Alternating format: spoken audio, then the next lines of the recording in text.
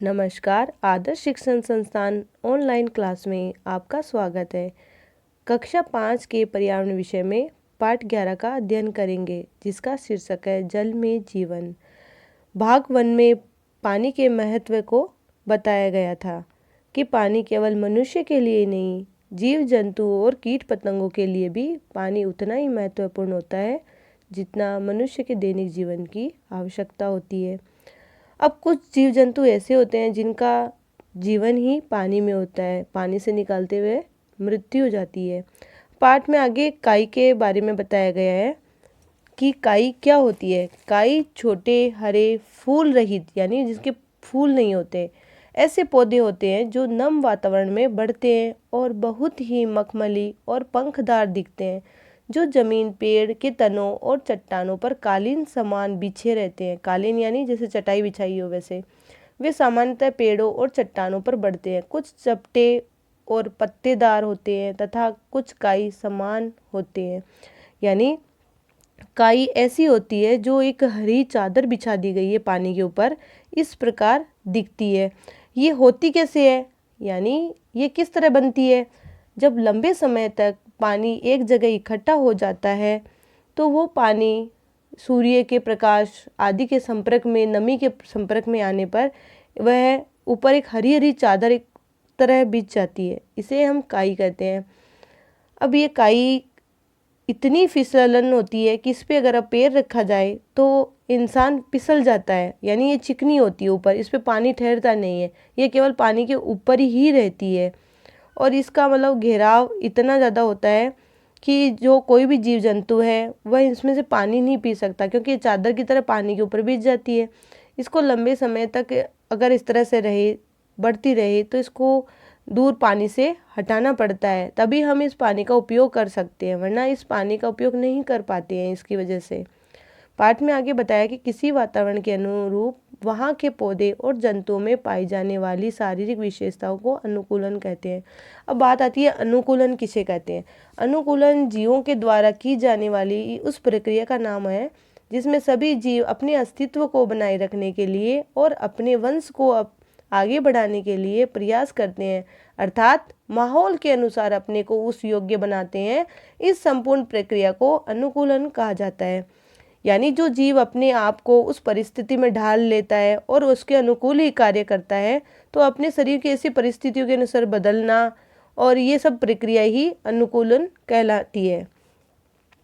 फिर इसमें बताया कि अपने आसपास ऐसे स्थान जहाँ पानी एकत्रित रहता है, आपने मतलब काई को देखा होगा, काई के बारे में भी इससे पहले चर्चा की थी।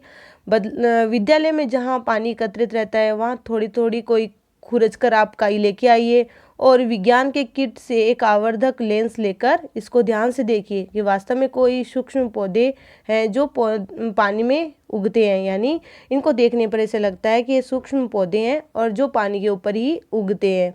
अब आया काई कहाँ कहाँ होती है, तो आपने काई कहाँ कहाँ देखी है। तो ऐसे स्थान जहाँ पानी लंबे समय तक रुका एवं एकत्रित रहता है वहाँ काई होती है।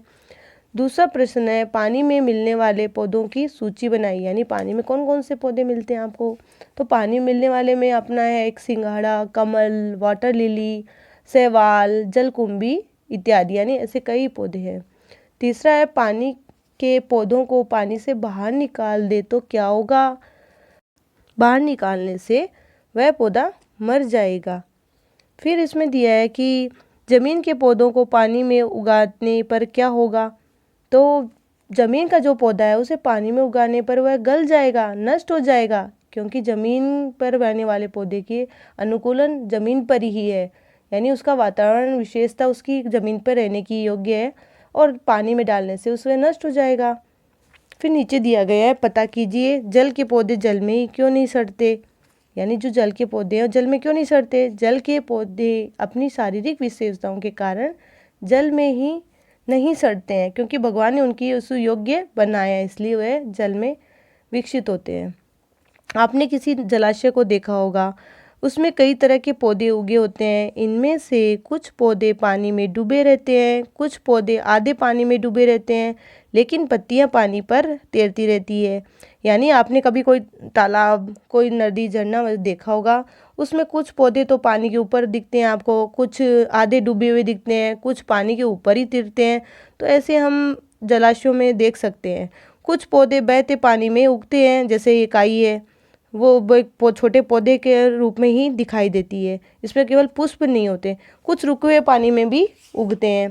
आगे देखो, कमल के बारे में बताया गया। कमल एक कीचड़ में उगने वाला है, तालाब में उगने वाला है पौधा है, जो इतना सुंदर दिखाई, और लक्ष्मी जी का भी इसके ऊपर बैठती है, क्योंकि ये बहुत सुंदर, ये अलग अलग तरह का होता है, यानी इनका अलग अलग कलर के कमल होते हैं। फिर आगे पाठ में बताया कि जल में पूरा डूबा कौन सा पौधा है और इसकी पत्तियां कैसी दिखाई दे रही है। तो हम बता सकते हैं कि जल में पूरा डूबा पौधा जलकुंभी है और इसकी पत्तियां चिकनी सी दिखाई दे रही है।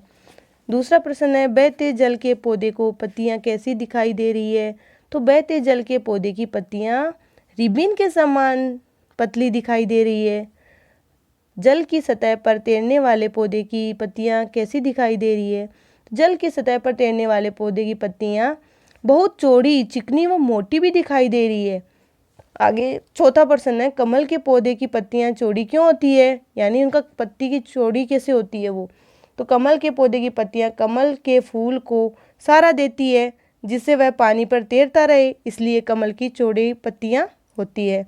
बहते जल के पौधे की पत्तियां रिबिन के समान पतली क्यों होती है, यानी पांचवा प्रश्न बताया है। तो बहते जल के पौधे की पत्तियां पर बारीक बारीक रेशे होते हैं। इन पत्तियों की चिकनी सतह के कारण जल इन पर ठहरता नहीं है, जिससे वह रिबन के समान पतली होती है। यानी इन सब प्रश्नों के उत्तर साथ में आपको बता दिए गए हैं। अब नीचे चर्चा कीजिए, तालाब में कौन से जलीय पौधे को बताया गया है। तो इसमें आपको बताया कि तालाब में कौन सा जलीय पौधा है, तो हमें तो इसमें जलकुंभी पौधा ही दिखाई दे रहा है। अब दूसरा है, यदि पूरा तालाब जलकुंभी से ढक जाए तो क्या होगा। तो यदि पूरा तालाब जलकुंभी से ढक जाए तो हमें तालाब का पानी नहीं दिखेगा और जलीय पौधे व जंतुओं को कठिनाइयाँ होगी। तीसरा है, जलकुंभी से के अधिक बढ़ने से अन्य जलीय पौधे और जंतुओं को क्या कठिनाइयाँ होगी। तो जलकुंभी के अधिक बढ़ने से सूरज की किरणें पानी के नीचे नहीं आ पाती, जिससे अन्य जलीय जंतुओं को रहने की कठिनाइयाँ होती है तथा अन्य जलीय जीव जंतुओं को पर्याप्त ऑक्सीजन भी नहीं मिल पाएगी। इस वजह से उनके जीवन में कठिनाई आएगी, यानी जब वो सांस नहीं लेंगे, उनको अच्छे से श्वास ऑक्सीजन नहीं मिल पाएगी, तो वो कैसे जीवित रहेंगे। तो उनको लिए भी तो सूर्य का प्रकाश और ऑक्सीजन की आवश्यकता होती है। तो इसलिए जलकुंभी जो पौधा होता है उसको ज़्यादा बढ़ने पर काट दिया जाता है, क्योंकि वह जल में रहने वाले जीव जंतुओं को काफ़ी परेशानी देता है, इसलिए ऐसे पौधों को वहाँ से हटा दिया जाता है। ऐसे ही काई होती है, जो काई के बारे में पहले भी बताया गया है कि अगर वह नदी तालाब पर ज़्यादा बढ़ जाती है या ज़्यादा हो जाती है तो उसको हटा दिया जाता है। हटाने से जो नीचे उसके जीव जंतु हैं उनको पर्याप्त प्रकाश मिल सके और ऑक्सीजन भी मिल सके, इसलिए उनको हटाना चाहिए। फिर आगे बताया गया है कि अब आप समझ गए होंगे कि तालाब, झीलों आदि में बिना उगाए ही फैलने वाला जलकुंभी बहुत ही तेज़ी से फैलकर पूरे तालाब को ढक देता है। ऐसे समय समय पर इसे हटाना चाहिए। जलकुंभी काफ़ी बढ़ने वाला पौधा है, जो जल के मिलते ही वह आगे से आगे बढ़ता रहता है और पूरे तालाब को घेर लेता है, इसलिए हटाना चाहिए। हमने सीखा, यानी इस पाठ का पूरा सारांश दे रखा है कि जलीय पौधे जल में रहते हैं, जलीय जीव जंतु जल में ही श्वास लेते हैं, यानी जो जल के जीव जंतु है वह जल में ही श्वास लेंगे, क्योंकि भगवान ने उनकी वैसे ही योग्यता बनाई है, अपने योग्य ही वह वहाँ उस वातावरण में रहता है। जलीय जीव जंतु व पौधे की कुछ शारीरिक विशेषताओं के कारण वे जल में रह पाते हैं। इन विशेषताओं को अनुकूलन कहते हैं। यानी अनुकूलन किसे कहते हैं, तो इस प्रश्न का उत्तर आप ऐसे बोल सकते हैं कि जलीय जंतु व पौधे कुछ शारीरिक विशेषताओं के कारण वह जल में ही रहते हैं, तो इस कारणों से अनुकूलन कहते हैं। अब जो है, दो जलीय जंतुओं के नाम बताइए। तो आप इसमें दो जल में रहने वाले जंतुओं के नाम बताने हैं। तो जल में एक तो मछली रहती है, एक कछुआ रहता है। कछुआ तो ज़मीन पर भी आता है, किंतु मछली ज़मीन पे आने पे मर जाती है। अब है, दो जलीय पौधों के नाम बताओ। तो जलकुंभी और कमल, आप इसमें जलीय पौधे के नाम बता सकते हैं कि जलकुंभी आगे से आगे बढ़ती रहती है और कमल एक बहुत सुंदर पुष्प होता है।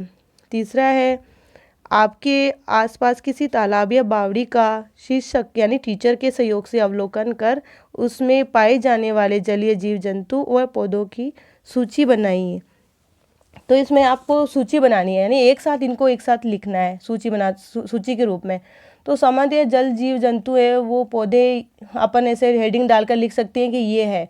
पहला डाल सकते हैं जलीय जीव जंतु, तो उसके सामने आप लिख सकते हैं मछली, मेंढक, कछुआ, जलीय सर्प व मगरमच्छ आदि। अब जलीय पौधे के सामने आप लिख सकते हैं कि वाटर लिली, कमल, जलकुंभी, सिंगाड़ा, काई आदि ऐसे हैं पौधे जिनको मतलब जल में ही रहते हैं और जल में ही ये नष्ट हो जाते हैं। इस तरह से आप इनको सूचीबद्ध लिख सकते हैं और ऐसे भी लिख सकते हैं कि एक बीच में लाइन खींच सकते हैं और एक साइड में जलीय जीव जंतु और दूसरे में जलीय पौधे। तो इस प्रकार से आप इनको दो भागों में बांटकर एक भाग में आप लिख सकते हैं जलीय जंतुओं में, इधर पहले नंबर पे मछली, दूसरे नंबर मेंढक, तीसरे कछुआ और फिर जलीय सर्प और फिर मगरमच्छ। तो इस तरह से एक पार्ट हो गया। और दूसरे पार्ट में आप इस तरह से लिख सकते हैं कि जलीय पौधे की हेडिंग तो पहले से रहेगी और उसके नीचे आप लिख सकते हैं पहले नंबर पर वाटर लिली, दूसरा